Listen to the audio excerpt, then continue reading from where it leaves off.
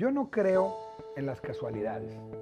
Creo que todos y cada uno de nosotros somos arquitectos de nuestro propio destino. La vanidad y la arrogancia hacen que los líderes caigan. Cuando un abogado vacila en sus decisiones, no confíes en él, cabrón.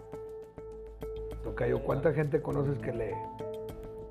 El principal error que tienen los líderes se llama arrogancia. La arrogancia muy probablemente sea el factor más importante para que caigan. La parte principal es que Dios siempre quiere. Y cuando tú tienes una comunión con Dios y tú le pides a Dios con certeza, con precisión, Dios te lo va a conceder.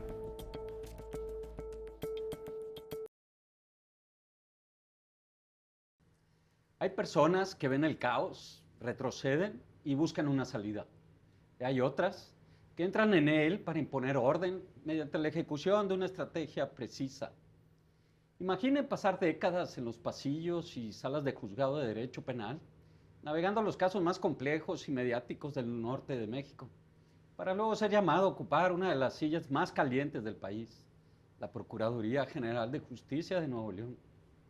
Imaginen estar al centro de un torbellino de palabras, frases, códigos, derechos, en donde las decisiones no solo afectan expedientes jurídicos, sino el tejido mismo de la justicia y la seguridad de un Estado. Estamos hablando de un hombre que ha operado en el epicentro del poder, en el lugar en el que las decisiones no se toman con el margen de error. Y la opinión pública es un juez tan feroz como el que dicta sentencia.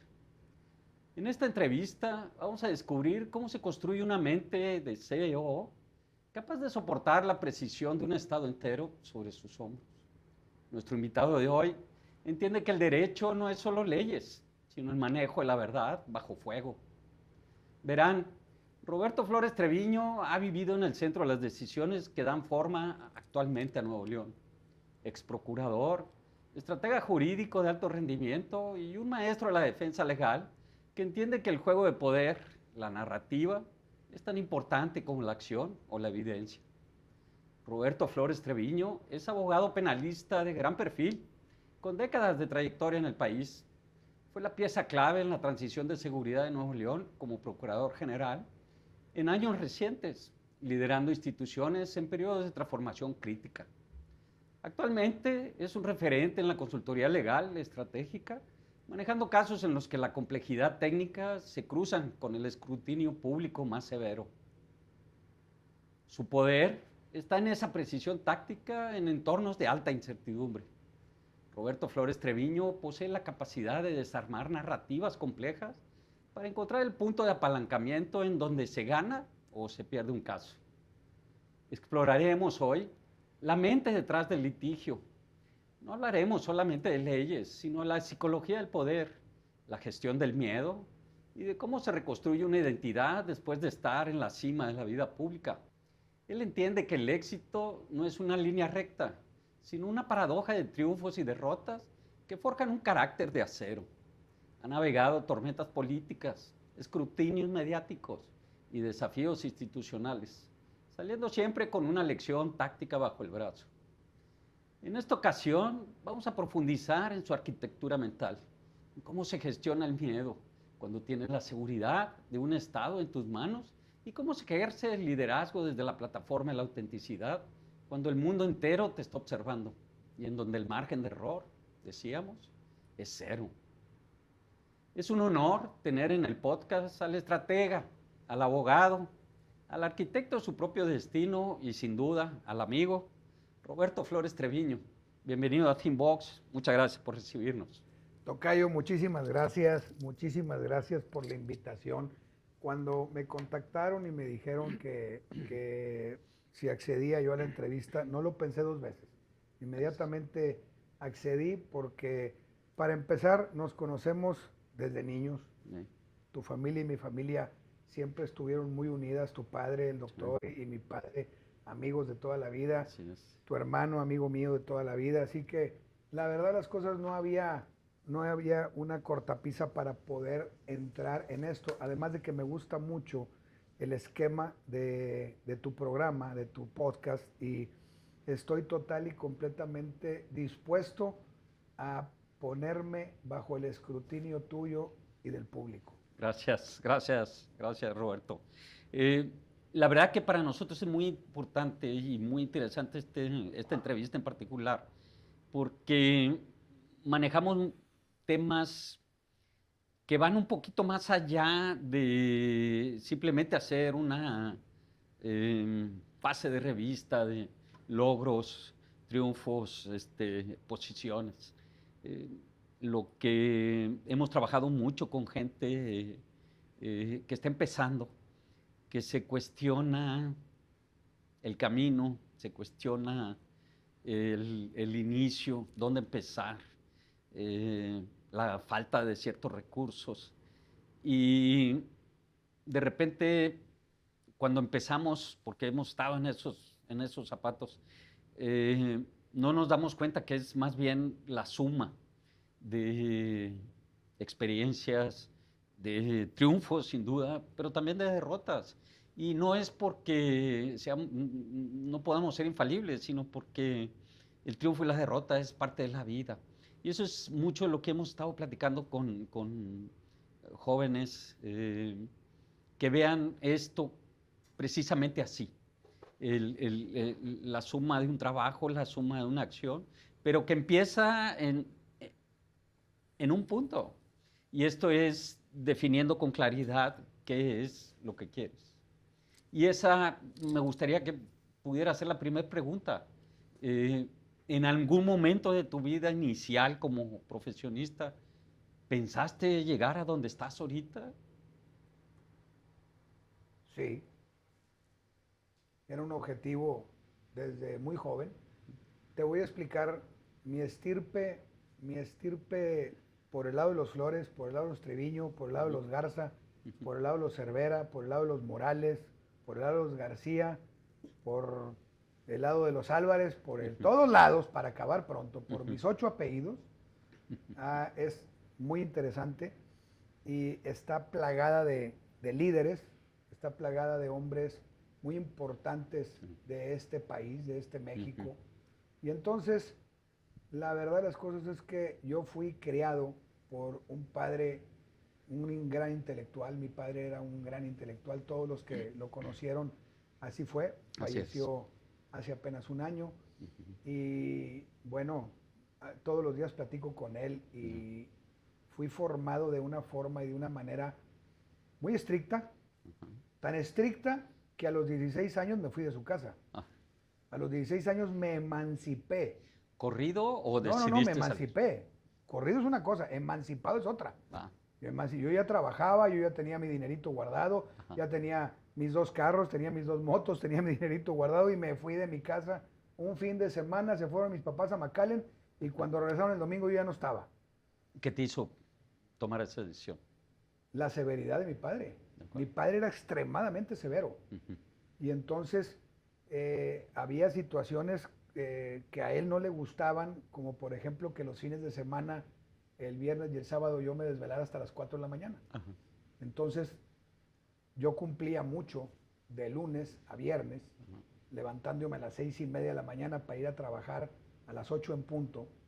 Y estaba en deportes y daba clases y estaba en la universidad, tenía muchas actividades y le disgustaba mucho que los fines de semana yo me desvelara. Y entonces yo creo que todos los jóvenes hemos sido rebeldes en algún momento dado de la vida, ¿verdad? Y entonces un día decidí, ¿sabes qué? Yo necesito irme a vivir solo. Y aunque tú no lo creas, todos los que me conocen y que fueron amigos y compañeros míos de esa época, en lugar de yo haber tomado esa libertad de vivir solo para tener un desenfreno, fue al contrario, operó al contrario sensu. Entonces más me metí yo a estudiar, daba yo clases en la preparatoria número 3, estaba platicando hace rato, y estudiaba yo en la Facultad de Derecho, y eso hizo que yo siempre estuviese enfocado total y completamente a buscar el éxito. Durante muchísimos años yo en mi despacho entraba a las 8:30 de la mañana y me salía a a las 10, 11 de la noche. Eso fueron muchísimos años. Entonces, la familia, la estirpe, los abuelos, los bisabuelos, el ejemplo de ellos, el ejemplo de mi padre era extraordinario para mí y yo no podía defraudarlo. Te voy a poner un ejemplo que nunca lo he dicho ante ningún entrevistador. Yo jamás en mi vida he probado drogas. Nunca he probado una droga. Y quiero que sepas una cosa, muy probablemente de joven no fue porque no hubiese tenido, como todos que hemos tenido las drogas al alcance, ¿verdad?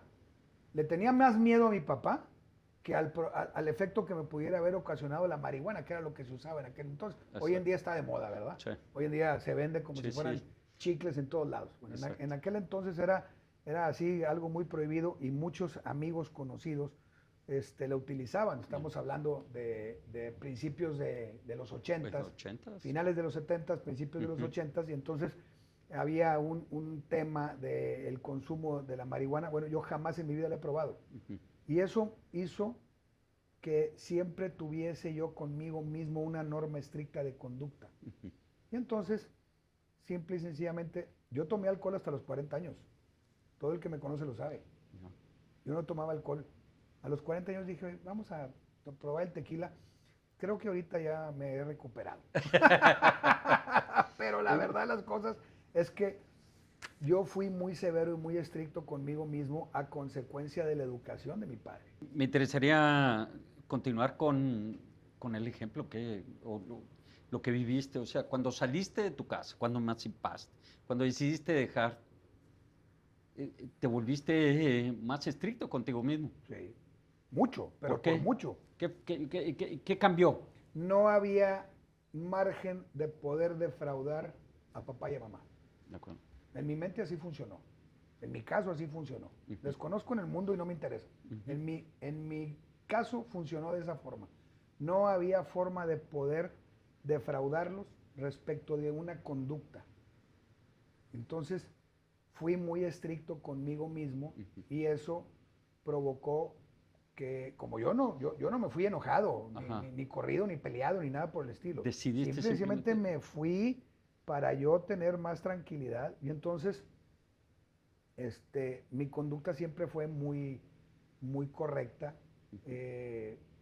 No andábamos haciendo desmanes de ningún tipo. De acuerdo. Y me divertía mucho con mis amigos, que a la fecha nos seguimos juntando, todos. Y entonces somos un grupo muy unidos y de un grupo de Vista Hermosa. Y entonces la pasamos sensacional, nos reímos muchísimo los unos de los otros, nos burlamos y bueno, la pasamos sensacional ese grupo de amigos. Y todo ese grupo es un grupo de gente triunfadora. No hay uno solo que sea mediocre. Yeah. Y eso fue en parte también a la educación que tuvieron ellos en su casa. Se dice seguido entre, digamos, las personas que aconsejan las familias y el desarrollo personal como profesión, que eres el reflejo de tus amigos, de tu grupo de trabajo. ¿Eso pasó contigo? O sea, tus amigos te contagiaron, tú los contagiaste a ellos. Fíjate que, vamos hablando con la verdad. ¿Sí? Todos en ese grupo de mis amigos de adolescencia y de juventud temprana, todos teníamos una posición económica holgada. Ese es un punto importante. Y entonces, de una u otra manera, todos teníamos automóvil, íbamos a la escuela, viajábamos. Y entonces eso siempre provocó que tuviésemos todos un objetivo en la vida. Y entonces no fue exclusivo mío. Todo ese grupo es un grupo de triunfadores. Yeah. Y entonces siempre muy unidos ese grupo y siempre ayudándonos todos. Te digo que a la fecha nos juntamos muchísimo. Tenemos un grupo en el que todos los días nos vacilamos los unos a los otros y nos felicitamos en los cumpleaños, nos juntamos, viajamos, la pasamos muy bien, vamos a cenar. Y todos todos en sus diferentes áreas y en sus puntos de desarrollo, todos lo llevaron a cabo bien y todos con una familia muy formada, muy unida. ¿Crees que ese tema que mencionabas, los recursos, sea el elemento principal del éxito? No, no, definitivamente no, porque yo conozco muchísima gente de escasos recursos que se ha forjado un futuro sensacional, maravilloso. Y conozco muchísimos ricos, muchos, no poquitos, conozco muchísimos ricos, muy ricos y millonarios y multimillonarios que hoy en día son como mendigos o viven como mendigos. Conozco muchos, ¿eh? Eso no tiene nada que ver, es un tema de carácter personal. Cada uno se forja su futuro, cada uno toma las oportunidades que te da la vida, cada uno toma sus decisiones, porque al final de cuentas tú todos los días te levantas y sabes si te levantas con el pie derecho o con el pie izquierdo. Y tú sabes si te vas a la oficina a las 7 o te vas a las 9 o te vas a las 11. Es una decisión. Es una decisión personal. Y todo puede suceder de aquí al camino a la oficina. Todo puede pasar, ¿verdad? Entonces, te voy a poner el ejemplo más absurdo. Tienes un vecino aborrecido, que todo el mundo tenemos un vecino aborrecido, y entonces te levantas a las 5 de la mañana y a la hora que tú salgas te lo topas al vecino aborrecido. Y dices tú, bueno, pero ¿por qué? ¿Cómo es posible? ¿Cómo es posible si lo que no quiero es verlo? ¿Por qué tiene que pasar a la misma hora que yo? Bueno, pues el cosmos conspira en tu contra a veces o a tu favor. Así es. Paulo Coelho lo menciona mucho en su libro, ¿verdad? El alquimista. Claro. Pero también habla, y digo, tanto Paulo Coelho como tú ahorita, en tener una definición de un objetivo y una imagen, una idea, ¿no? De tener éxito, ser exitoso. Y eso te lleva allí. Yo no creo en las casualidades. Okay. Creo que todos y cada uno de nosotros somos arquitectos de nuestro propio destino, tomamos decisiones buenas, tomamos decisiones malas. En un momento dado, yo por ejemplo, estoy absolutamente seguro que mi madre falleció cuando yo era muy joven. Yo tenía 24 años cuando falleció mamá. Y tengo 62 ahorita y aquí está al lado. Aquí está, me lo ha demostrado infinidad de veces que yo he estado probablemente a punto de tomar decisiones trascendentales que no hubiesen sido las mejores y me lo ha impedido. Y entonces a veces le digo, Monina, ya tranquilízate, Monina, porque estás aquí muy encimita, por favor. Vacilo mucho con ella y la tengo por todos lados, tengo fotografías de mi madre por todos lados, igual que de mi papá. Y la verdad es que yo estoy convencido, cada quien es arquitecto de su propio destino. Tú tomas tus decisiones. Las oportunidades en la vida se presentan y como dice el dicho, la oportunidad se presenta calva, más te vale que la agarres, porque si no la agarras la va a agarrar otro y quién sabe si el destino te depare otra cosa, ¿verdad? Entonces, tú has visto ejemplos de gente que estuvieron muy encumbrados. Hoy en día que las redes sociales nos lo enseñan día a día, grandes artistas de la cinematografía o de la plástica que han estado encumbrados y hoy en día viven como pordioseros abajo de un puente y tú no lo puedes entender. No puedes entender por qué tomaron esas malas decisiones. Vemos ahorita el pero muy triste caso de Tiger Woods. La verdad de las cosas es increíble cómo ese hombre con todo lo que ha ganado no tenga un chofer. O sea, ¿en qué cabeza cabe no tener un chofer? Si te quieres emborrachar y te quieres tomar 7 botellas de tequila, tómatelas, pero ten un chofer. Y no manejes para que vayas a ocasionar un accidente, ¿verdad? Entonces, esa es una imprudencia enorme. Sin duda. Entonces, vemos muchos ejemplos de ese tipo en la vida. Y las decisiones personales, pues, son de un segundo. Un segundo. Hay un sujeto en la Ciudad de México, tiene un programa que se llama El Minuto que Cambió Mi Destino. Es totalmente y absoluto cierto eso. Hay un minuto que cambia tu destino en tu vida. Sí. Pero, y eso me lleva a una pregunta interesante. hablas de la toma de decisiones, hablas digamos, un escenario en el que tú construyes eh, para sentirte bien. Muchos luego tomamos a lo mejor el fallecimiento de los padres como tristeza y veo que tú lo tomas más bien como un acicate positivo. Eh, no deja de ser precisamente una decisión. Y para llegar a tomar una decisión necesitas tener una estructura mental. ¿Cómo pudieras describir tu estructura mental en ese contexto? Existen muchas filosofías en Ujú. el mundo, las cuales cuando tú las estudias, desde todas las religiones, todo el tipo de cuestiones religiosas, como estudios filosóficos, te llevan a tener una madurez. Y esa madurez principalmente te establece que tú debes de entender la trascendencia del ser humano. Mira, te voy a revelar un secreto. Tú has estado en mi oficina, hay mucha gente que ha estado en mi oficina, mucha gente que ha visto mi oficina, gente que me ha visitado. Esta oficina la conoces y tú ves que existen calaveras en todos lados. Ujú. Yo traigo un anillo de una calavera. Sí. ¿Qué significa? Significa la trascendencia del ser humano. No Ok. significa la muerte. Esa es una situación absurda. Ok. Significa la trascendencia. Entonces, cuando tú entiendes que un individuo trasciende y se convierte en inmortal, Mm. ¿cuándo se convierte en inmortal un individuo? Cuando nunca se deja de hablar de él.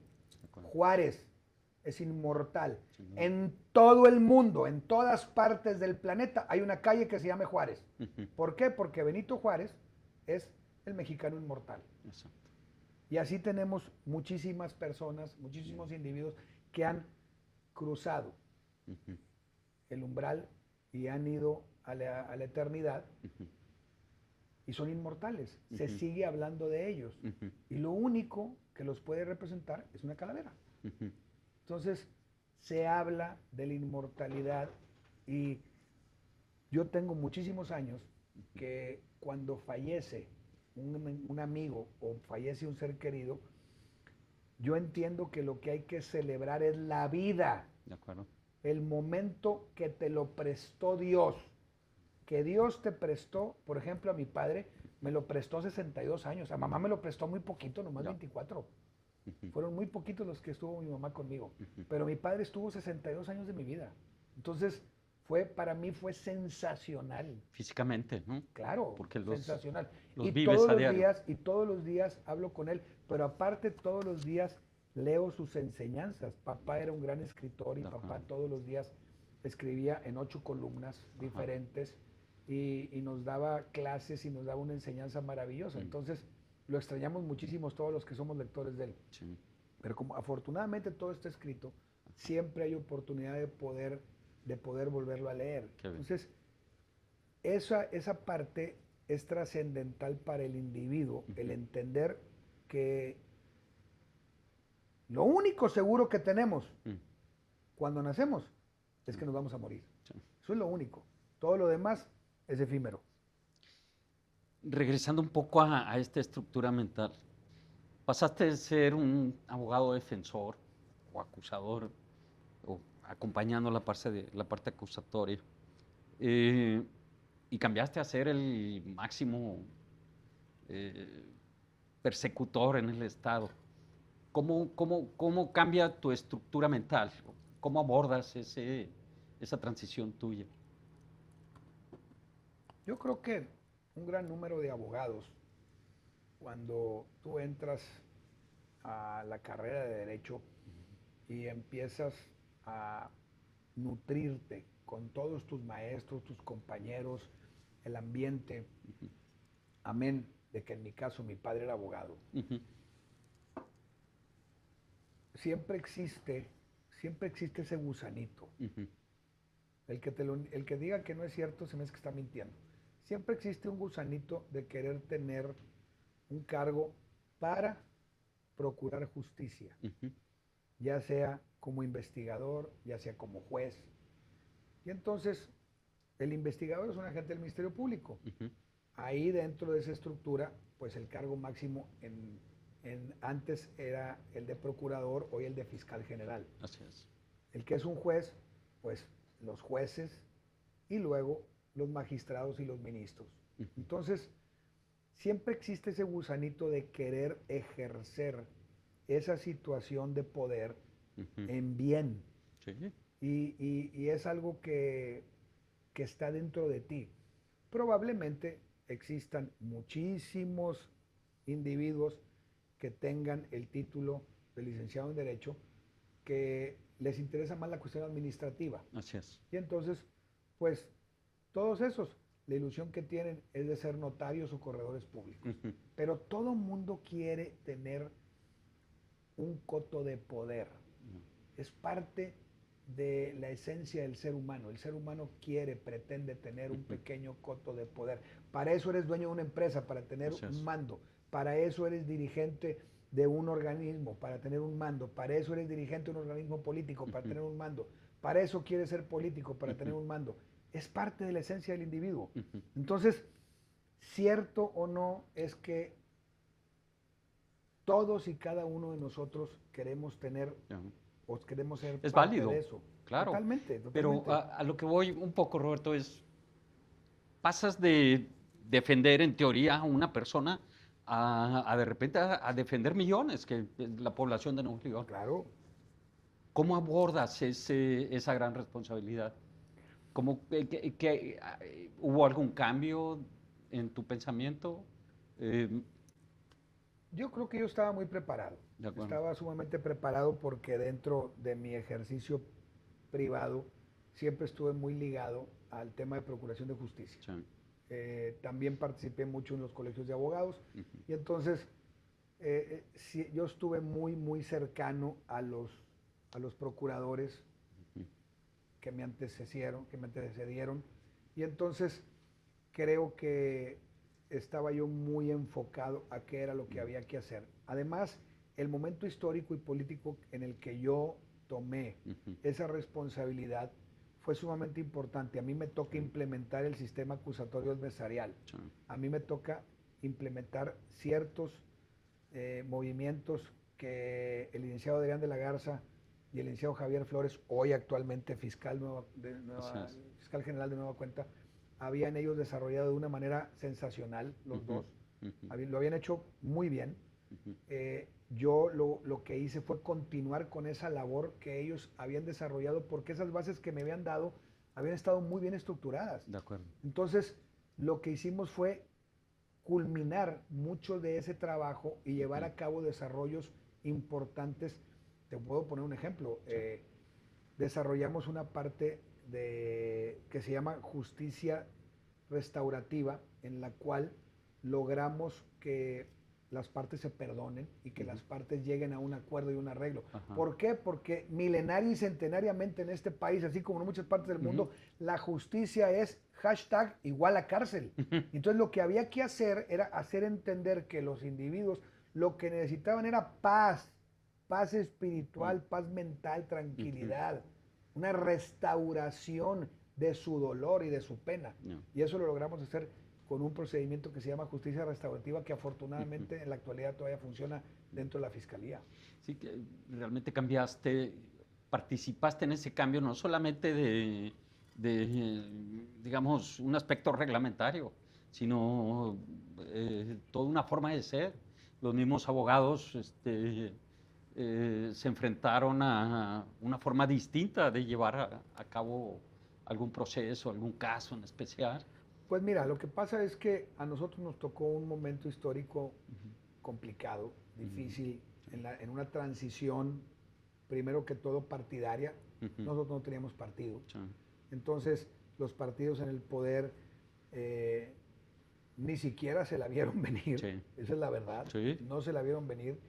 Hicimos un gran proceso electoral. Sin duda. Jaime ganó y entonces los que estábamos alrededor de él, que éramos la parte, llamémosle del círculo rojo, fuimos nombrados dentro de los cargos principales, desarrollamos todos y cada uno con nuestros talentos o con nuestras carencias, Sí. el encargo de la mejor manera. Sí. ¿Por qué? Porque teníamos una idea realmente de servir.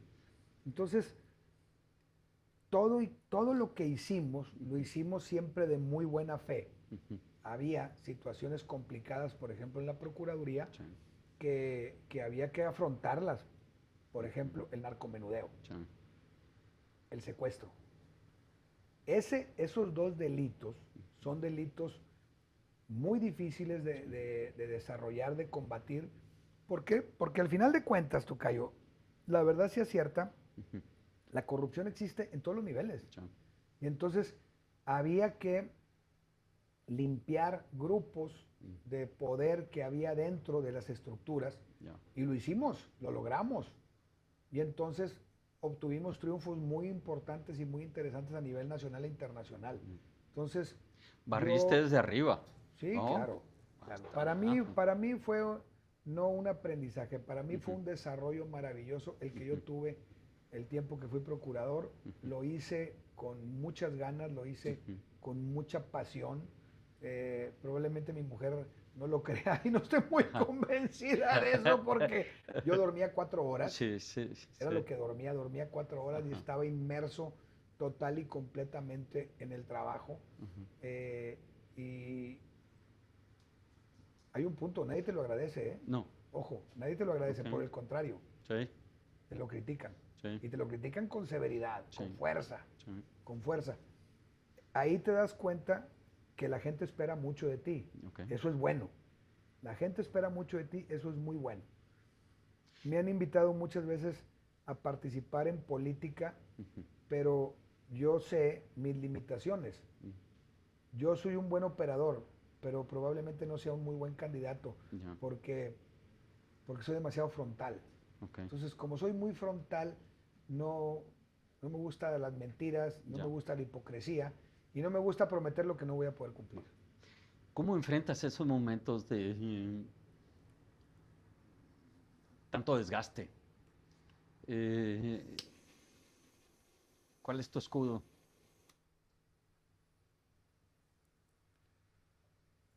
La verdad, durmiendo. Era la única manera. 4 horas.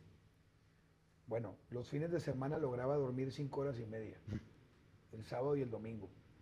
Lograba dormir cinco Ahí horas y te media. restablecías. Sí.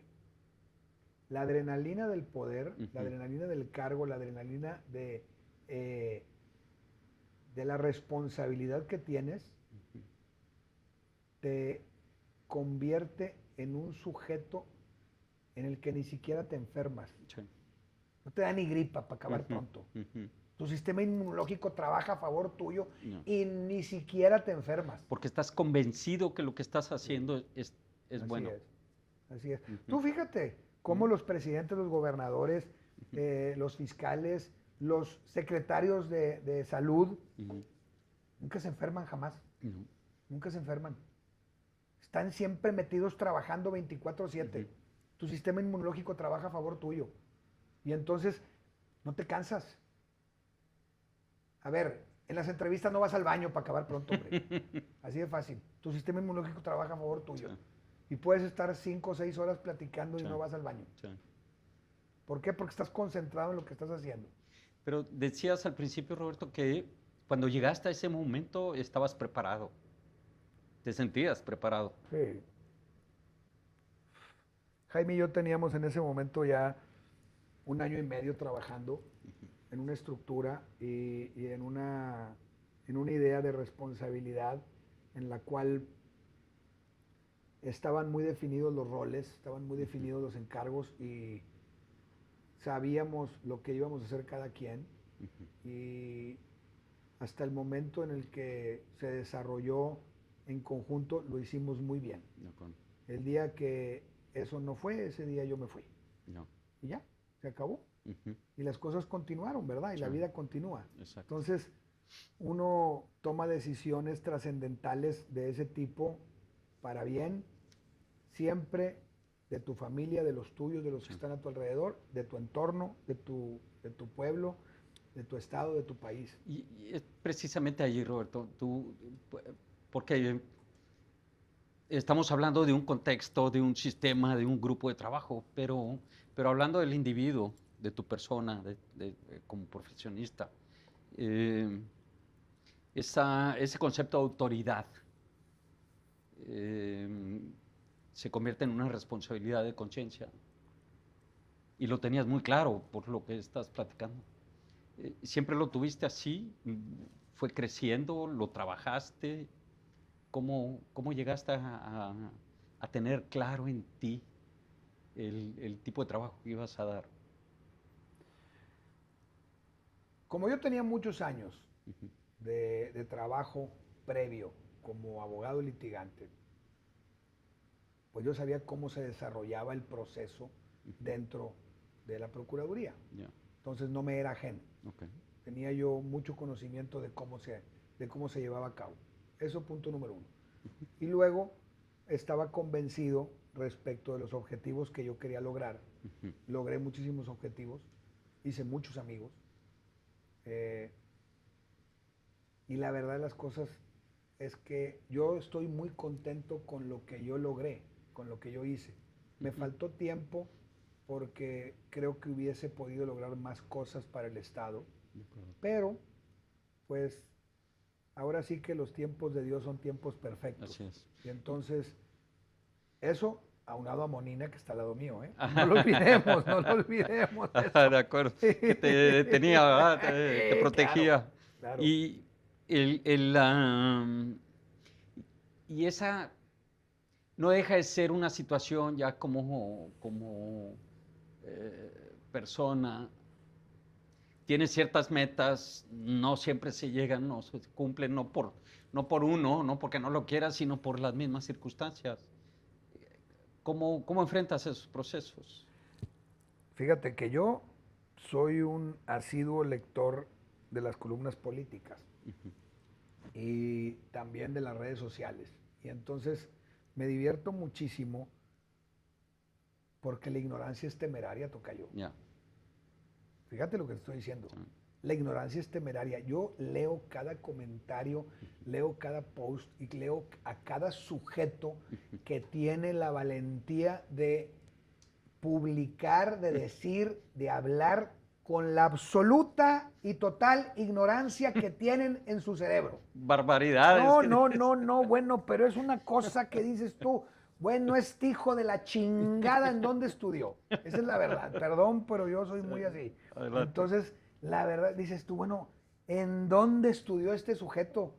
Dios santo de mi vida, ni dicción tienen, no saben ni siquiera hablar, hablan y dicen una serie de barbaridades y de sandeces y tonterías que dices tú, bueno, hubieran ido a la primaria Venustiano Carranza como fui yo, a la secundaria número 10.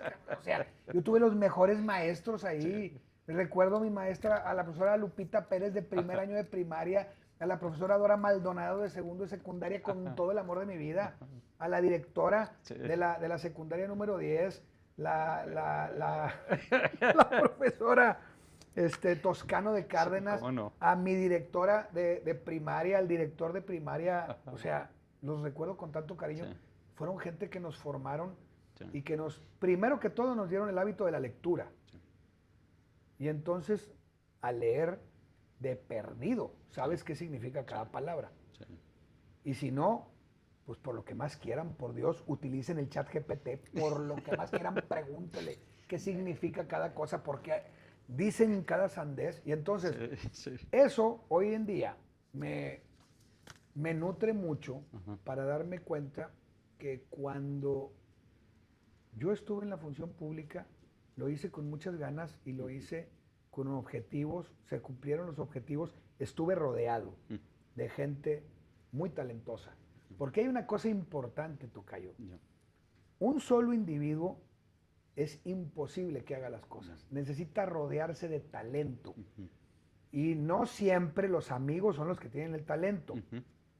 Muchas veces tienes tú que seleccionar individuos que vengan de otras partes, que ni siquiera los conozcas, pero que tú escudriñando logres encontrar esos talentos que desarrollen las áreas que tú necesitas para tener y lograr objetivos. Entonces, yo tuve esa enorme fortuna. Yo me rodeé de un grupo sensacional de gente muy talentosa, que todos desarrollaron su trabajo con mucha pasión, con mucha entrega, con muchas ganas. Y entonces eso hizo que las cosas funcionaran. Y muchos de ellos todavía están dentro de la función pública, muchos de ellos en la fiscalía, otros en diferentes áreas, y están trabajando con muchísimas ganas. Y eso a mí me enorgullece mucho. Parado en hombros de gigantes, ¿no? Se hace real esa frase. Y viniendo de quien la dijo inicialmente. Recuerdo que en la CQ10 nos paraban para leer los libros y teníamos que agarrarlo el libro de tal forma porque era toda una postura. Claro. Y sí, a lo mejor en aquellos momentos era exagerado, pero al final, por favor, al final formaron carácter, ¿no? Claro, Y pero estilo. por supuesto, o sea, yo te voy a decir algo. Yo recuerdo Gracias. con muchísimo cariño a todos mis maestros desde el kinder, ¿Mm? desde el kinder.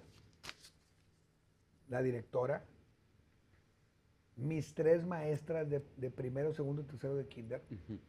a todas mis maestras de primaria, a la gran mayoría, no a todos, pero a la gran mayoría de mis maestros de secundaria, porque ahí eran muchas materias, eran muchos maestros, pero hubo unos muy icónicos, sensacionales. Mi tía Marta Morales, divina, adorada, maestra de matemáticas, Sí. chingona, mi tía. Y al profesor Hugo Luis de León, Ya. sensacional. Sí. Te puedo mencionar muchísimos.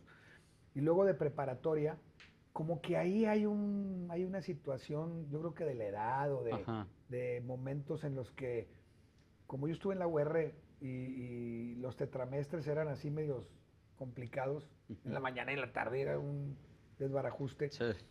Tuve muchos maestros importantes y luego en la Facultad de Derecho, bueno, ahí una serie de forjadores y de formadores de carácter y de hombres Sí. importantísimos. Sí, Mi padrino, el licenciado Luis Granados Ballesteros, inolvidable. El licenciado Rivera Bedoya, Sí. inolvidable. Luis Carlos Treviño Berchenman. Te puedo platicar de muchísimos, con los cuales la convivencia todavía en la actualidad Sí. es muy, pero muy cotidiana. Y entonces eso formó y forjó dentro de mí un carácter siempre muy decidido y enfocado a los objetivos que yo he tenido. Entonces, cuando un abogado vacila en sus decisiones, no confíes en él, cabrón. Okay. No confíes en él. ¿Por qué? Porque ni siquiera él sabe lo que va a hacer. El abogado tiene que saber y tiene que tomar decisiones trascendentales. Fíjate lo que te voy a comentar. ¿A qué va un individuo a ver un abogado? A dos objetivos. Dos objetivos. Pone en sus manos su patrimonio o su libertad. Eso es lo que pone en las manos de un abogado. En el patrimonio engloba muchísimas cosas. Y la libertad pues es nada más única, ¿verdad? Entonces, bajo esa circunstancia, esa es la responsabilidad que un abogado tiene. No es menor. Es complicadísima. Y también un abogado que no está capacitado y que no tiene la expertise, la sapiencia de poder desarrollar un proceso, no puede ser indigno de tomarlo. No debe de ser indigno de tomarlo.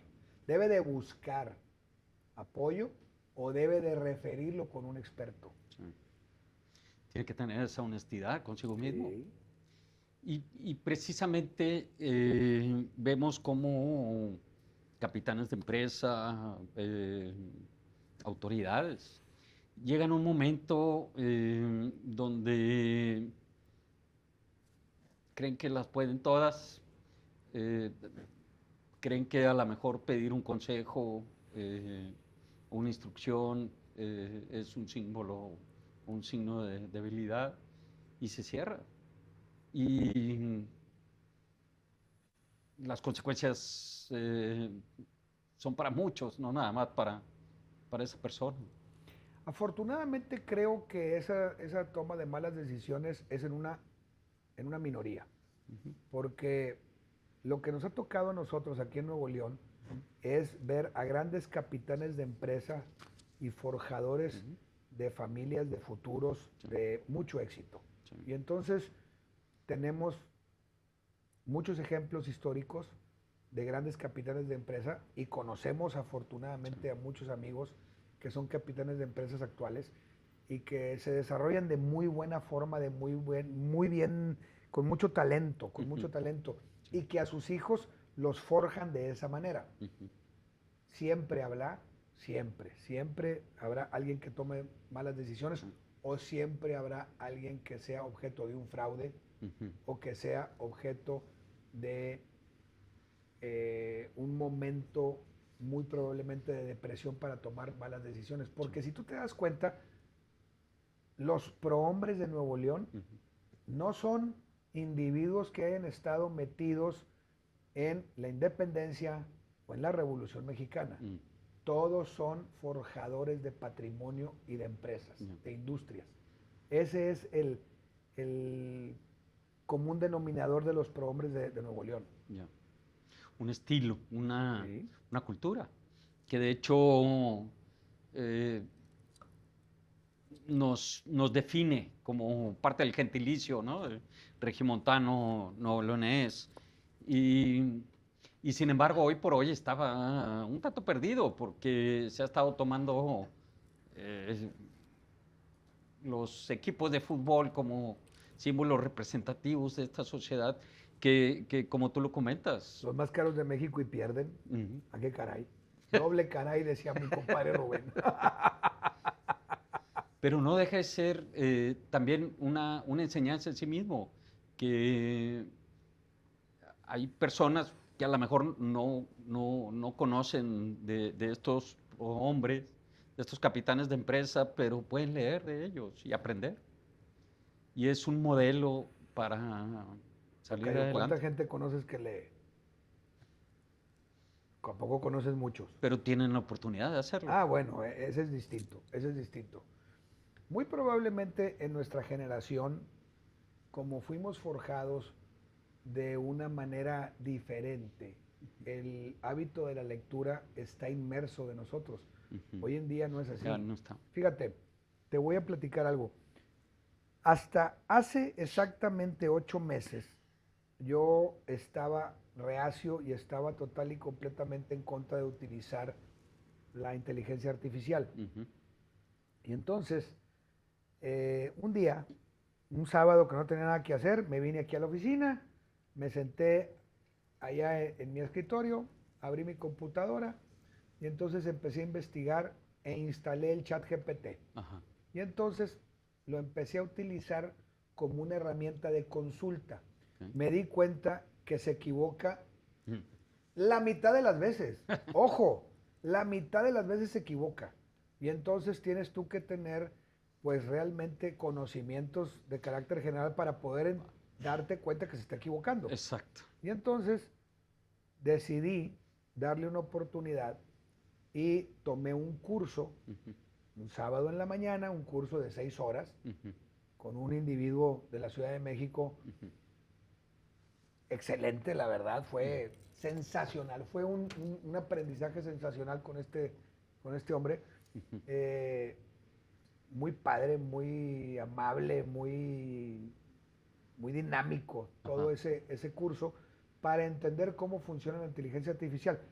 Lo llevé a cabo, lo desarrollé y hoy en día tengo a mi ChatGPT, lo denominé Maximino. Entonces se llama Maximino. Entonces me dice, licenciado Roberto, Maximino al habla. Entonces le consulto muchas ¿por qué cosas, Maximino? pero lo pendejeo mucho, porque se equivoca muchísimo. Sí. Entonces tengo que muchas veces decirle, a ver, te estoy diciendo que te pongas las pilas y que hagas tu trabajo bien hecho. Haz una investigación profunda, realmente profunda, no tengo prisa. Y busca la pregunta, busca la respuesta más adecuada a esta pregunta. Y entonces, como la inteligencia artificial aprende de ti y aprende de tus de tus interacciones, modos, de tu sí. interacción. Ajá. Hoy en día platico con él ahí y vacilo en las mañanas, porque aparte lo configuré, tú lo puedes configurar, Ajá. le puedes poner que sea varón, que sea mujer, le puedes Ajá. poner el nombre, le puedes poner la personalidad, que sea sarcástico, que sea serio, que sea, Ajá. en fin, le puedes Sí. poner muchas cosas a la personalidad y eso provoca que tengas a veces hasta una relación interactiva con tu inteligencia artificial. Ajá. Tengo amigas que le preguntan hasta de si un prospecto, le ponen una foto y le preguntan que si tiene cara para ser buen novio. Yo me río Ajá. mucho, ¿verdad? Digo, o sea, por Dios, pues no hagan eso, por favor no hagan eso, Sí, señoras. sí, sí. Entonces, Maximino y yo la llevamos muy bien porque como sé que se equivoca mucho Ajá. y afortunadamente a la fecha yo todavía sé más que él, De acuerdo. entonces tengo una buena relación y lo utilizo como una gran herramienta de consulta. Ok. Y ¿Y qué consultas? tú has ido a mi oficina. Sí. Yo tengo todas y cada una de las enciclopedias Sí. que existen desde el año de 1900, porque eran de mi abuelo, el doctor Flores Escobar. Las he leído casi todas. Y entonces, pues los conocimientos que tenemos afortunadamente son buenos y son interesantes. Yo me jacto de poder platicar de lo que sea. Ajá. De lo que me preguntes, a lo mejor sé poquito, pero algo sé. Sí. Algo he leído. Entonces, la inteligencia artificial te sirve hoy en Sí. día como una herramienta de consulta interesante. Sin duda. Recuerdo en casa, mi padre que era médico, como mencionabas hace rato. Gran neurólogo, sí, gran neurólogo. el momento de la comida era, o a la hora de la comida era el momento en el que compartíamos como familia, porque pues, no lo veíamos. Y él daba, platicaba, pues estábamos todos los hijos escuchándolo, y platicaba y siempre utilizaba una palabra dominguera. Y sabía que alguien, éramos 7 de familia, alguien iba a preguntar, ¿y qué significa ¿Qué eso? significa? Entonces teníamos que ir por la enciclopedia El Salvat, tumbaburros, regresar, diccionario. leer, compartir con todos y sí, esas enciclopedias nos sacaban de apuros. Retomando un poco, me interesa mucho insistir en el tema de estos grandes líderes. Y has visto cómo pues, imperios caen, grandes empresas caen, grandes políticos. ¿Cuál crees tú que sea el error más común entre ellos en esas caídas? ¿Qué es lo que pierden? ¿Qué es lo que debemos de cuidar? Qué complicada me la pusiste. La verdad es complicada y no lo es. Porque te voy a explicar, en mi leal saber y entender lo que yo creo es Sí. que muy probablemente el principal error que tienen los líderes se llama arrogancia. Sí. La arrogancia muy probablemente sea el factor más importante para que caigan. Y como remembrando a este actor famoso en la película El abogado del diablo, cuando al final de la película le dice, ¿qué es lo que vamos a hacer? Y le dice, vanidad, Ajá. mi pecado favorito. Así es. Eso es lo que le dice el diablo, ¿verdad? Así es. Y entonces creo que el hombre es falible, Okay. total y completamente. Sin lugar a dudas, los 10 pecados que nos enseñaron la religión católica están estructurados para enseñar cuáles son las debilidades del ser humano. De acuerdo. Y la vanidad y la arrogancia es uno de los más fuertes que prevalecen hoy en día y que hacen que los líderes caigan. Al final es el Espero haber carácter contestado humano. tu pregunta. Sí, sin duda. Sin duda, porque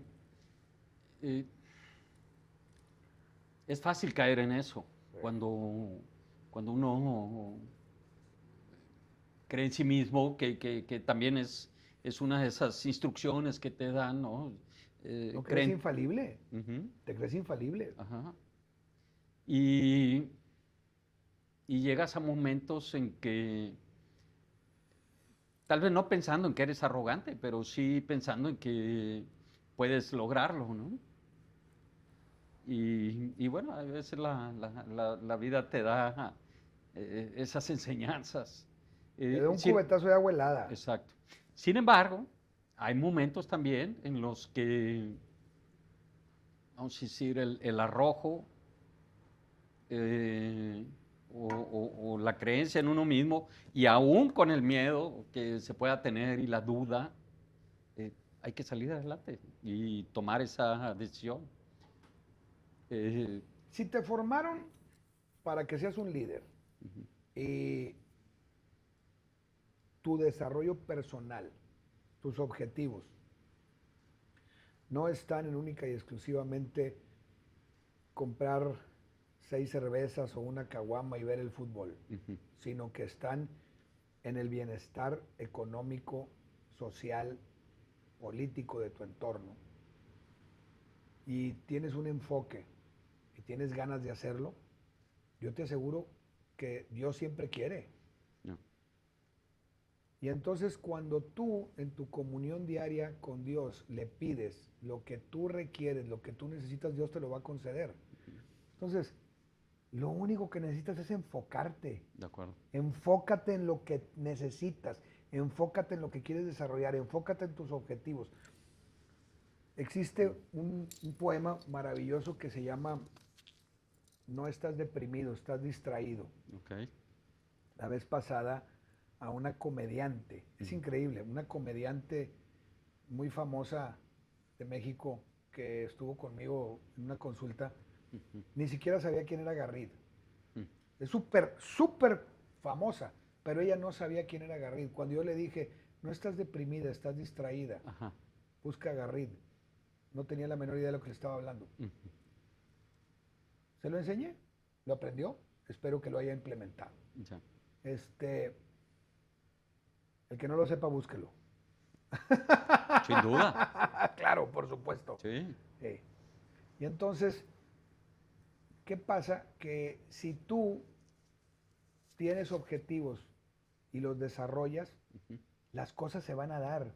Okay. ¿Por qué? Porque aunque esté trillada esa frase, Dios siempre quiere. Es totalmente cierta, tocayo. Sí.